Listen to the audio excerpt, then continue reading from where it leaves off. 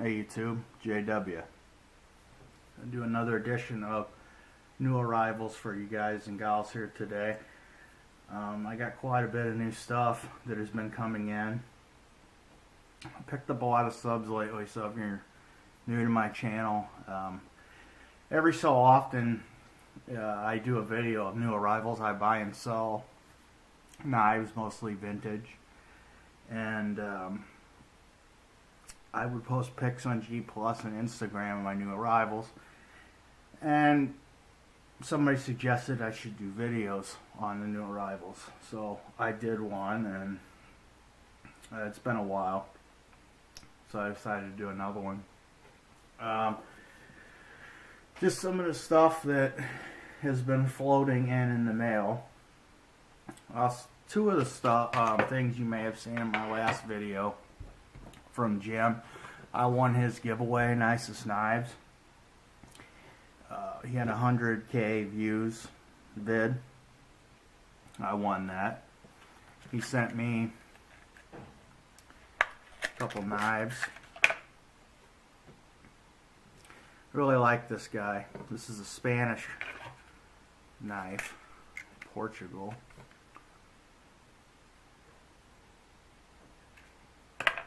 It's like an opal. It's cool. I stropped it. I don't know if you can see that edge, but man, did it take a razor's edge. Jim said they really take a good edge, and he wasn't shitting. Cool little knife. I like that. Also, I got this Mora Light My Fire. Getting a little bit better at pulling this ferro rod out of there.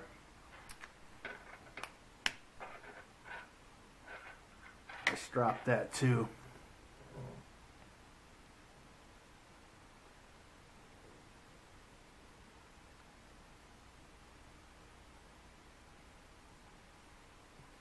Razor sharp.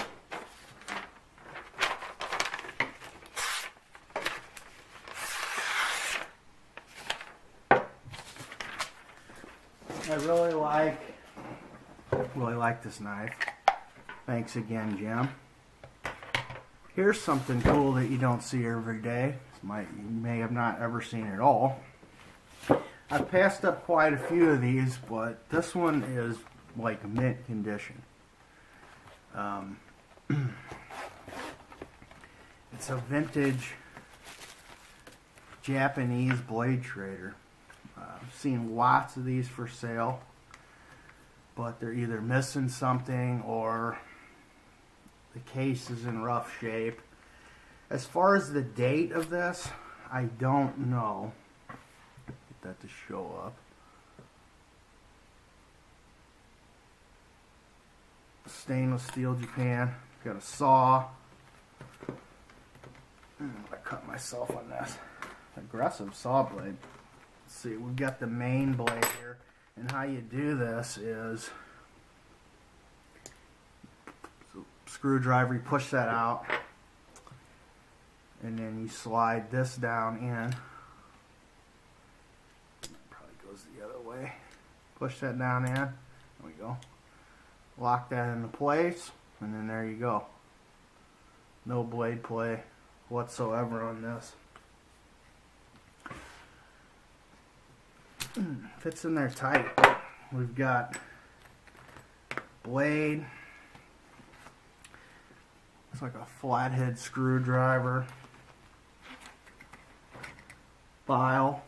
Maybe a screwdriver tip. Bottle opener, can opener, and then a hammer.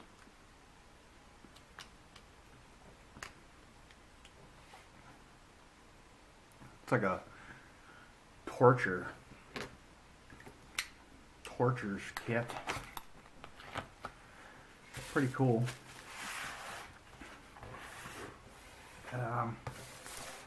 Here's another Japanese guy here. Got this at a great price. Survivor. Pretty much mint condition. Parker. White micarta. The bird's eye bird's eye there. It says the Survivor. Nice knife for well under $20. Cool box too. I like it. I like the boxes. I like it when I get shit with the box. I mean, everybody does, but you know. Let's do something newer. I picked up this Kershaw Swerve.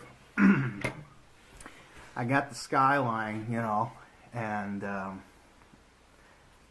as much as I know about knives and file knives, I wasn't that up on all the different models of Kershaw's, which there's, you know, a ton of them.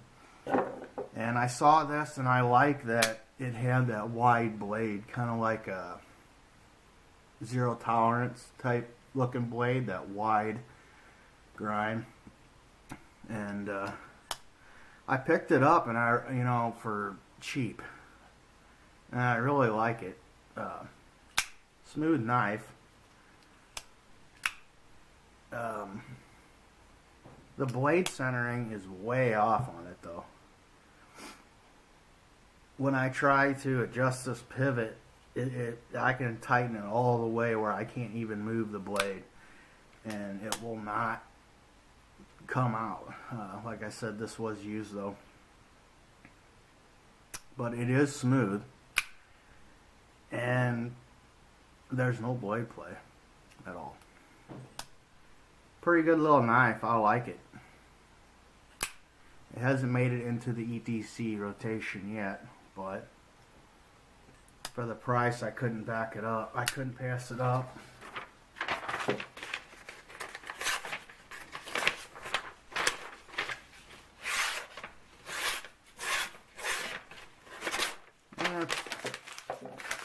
It's okay. It's not great. I picked up this serrated version of this United Cutlery knife for next to nothing. I just wanted to have both of them. This one, the original one, is in much better condition. I can't get this to lock up all the way. It wants to push past. You gotta push that in. It doesn't want to engage all the way, so I got to do some more work on that one. I picked this guy up. This is from the 1980s, St. Louis Union Station.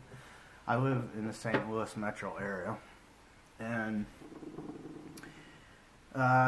Union Station has been kind of a tourist place since the 80s when it was reopened. But during the 1970s, up until the late 1970s, Union Station was actually a functioning railway station. And I just got it because it kind of had sentimental value. My grandfather, my dad's dad, was the superintendent of MOPAC at Union Station for like 15 years. And railroading is in my family, so I picked that up.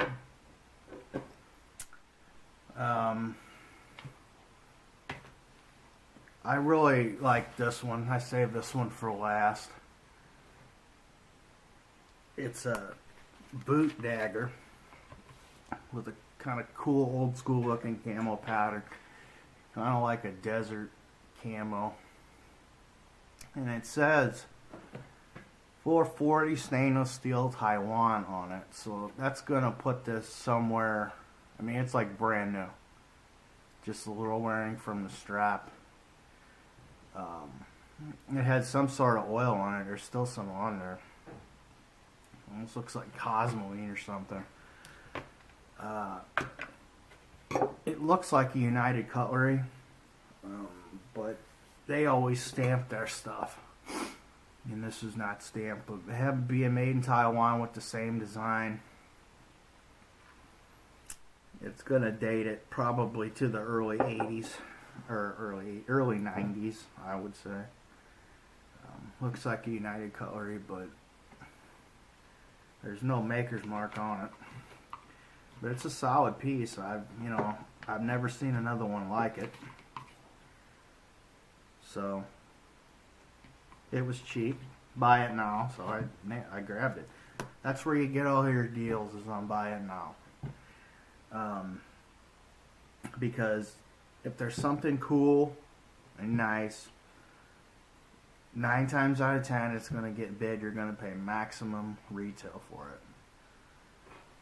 But it takes time. You have to know what you're looking for. But, this is pretty much just eBay. People that go to estate sales and buy stuff all the time, they list a lot of different things in a lot of different categories. They don't know exactly what knives are worth. They have an idea.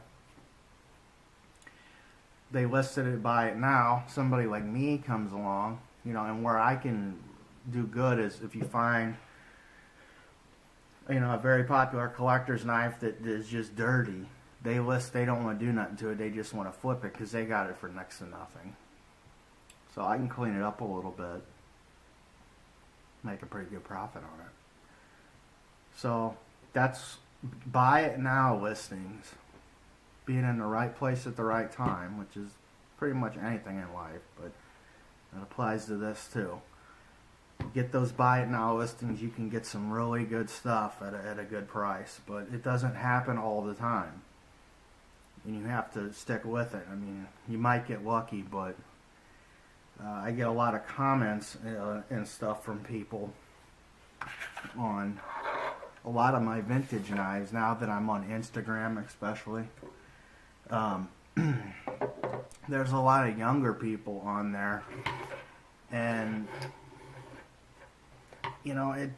I have a very big knife collection. I have some really good, older vintage knives, but they see it and they just, where I want that, where can I go buy it?